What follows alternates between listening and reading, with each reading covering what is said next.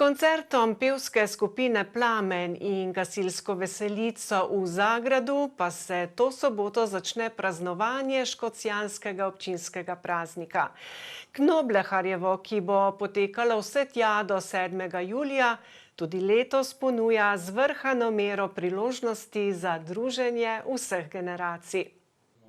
V sklopu praznovanja se bo namreč skupaj odvilo 25 zabavnih, športnih, kulturnih, družabnih in slovesnih dogodkov in prireditev. Ob praznovanju občinskega praznika želimo vsako leto pripraviti zanimiv program.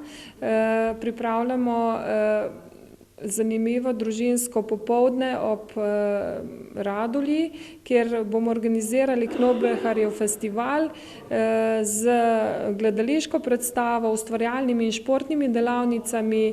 Dobro obiskan bo gotovo tudi pogovorni večer z vselej iskrivim in duhovitim gostom v začetku prihodnjega tedna.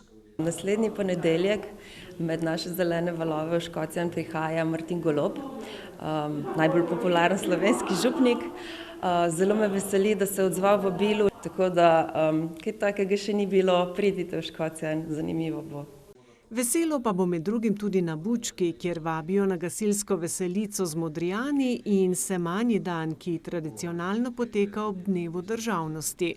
Potem naj izpostavim še večer vina, penine in glasbe tukaj na prireditvenem prostoru pred občino, kjer se bodo v sklopu prireditve predstavile pevske in glasbene skupine iz občine in seveda tudi priznani vinarji in vinogradniki iz našega domačega in širšega območja.